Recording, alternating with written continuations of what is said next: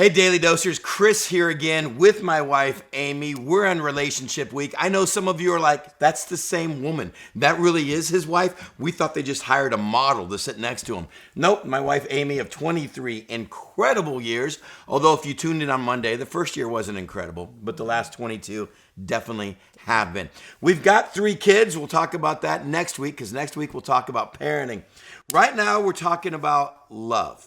We're talking about it in a marriage context, but I promise, don't click off. For those of you that aren't married, let me give you a great biblical and life definition of simply what love is that you can apply to any and every relationship you have. It comes from 1 Corinthians chapter 13. If you've been to more than 5 church weddings, you've probably heard this. It's a premier wedding passage. It goes like this. Love is patient. Love is kind. It does not envy. It does not boast. It is not proud. It is not rude. It is not self-seeking. It is not easily angered. And it keeps no record of wrongs. Love does not delight in evil, but rejoices with the truth. It always protects, always trusts, always hopes, always perseveres. Love never fails. I love 1 Corinthians 13. So what jumps out at you when I read that? Well, for me, it jumps out that all of those are action verbs, except for the emotions of like anger and envy, and it tells you not to do that. So love is a choice. That's it. Isn't it amazing? We talk about love so much in life, like, oh, I love this or I love that, and it's our feelings and emotions. But when 1 Corinthians 13 goes, no, love is a choice.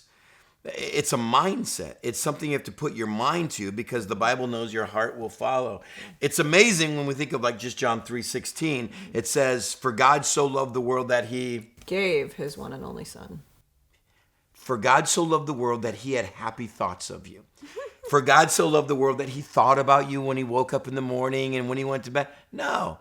Here's what God's love is demonstrated. He did. He acted on. It was a choice. For God so loved the world that he gave his only son for us. And this is where we get into a problem with relationships. Most of our dating relationships are based on like what? I'm throwing you a curveball. I didn't tell you. Feelings and, emotions. And hanging out, looking This deeply feels into good. my eyes when I was a skinny young Yes, man. Now I feel secure and I feel happy and... And we date, we get together, and we have this thing called chemistry. And what we really mean is our feelings and emotions with each other. And yet the Bible has promises great marriages are going to be full of trouble. They are. Even this great marriage, we've had our trouble at times. And I promise you, when trouble hits, the first things to leave are your Emotions. Really? Yeah.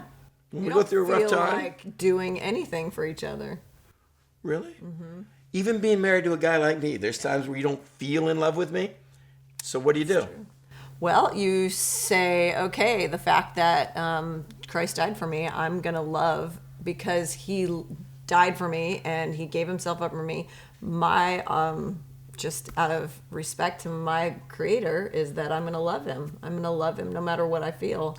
But what's love like if the emotions are gone, the feelings are gone? It's an action. It's a choice. It's a choice to, put the other person first, like we talked about.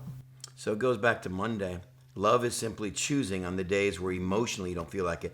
And North Coast and Daily Dosers, I promise you, I have given this amazing woman many days not to feel in love with me. Not to feel. You don't have to agree. I didn't agree. I said, I'm thinking of all those thousands of days.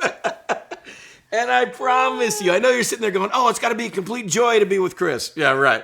And there are many days you're going to wake up and not feel in love. And that's where you have to come back to understanding. Love is a choice. Now, let me show you something. I'm going to prove to you that when you make the choice of love, the heart will follow. Okay, it's not in the Bible. It's in a show called The Bachelor or The Bachelorette. Every single season, I watch it just to support her. She likes the show. Every single season, a house full of people show up choosing to fall in love with one person. And with a matter of hours, let alone days, they all fall in love with someone because they've set their mind to the game. The game of the show is who gets to fall in love at the end. Everyone's trying to fall in love and their hearts will follow. That's not cinema. That's not TV shows. That's not Hollywood. That's the Bible. God says, here's love. It's a choice. Start choosing to love each other, and I promise you the heart will follow.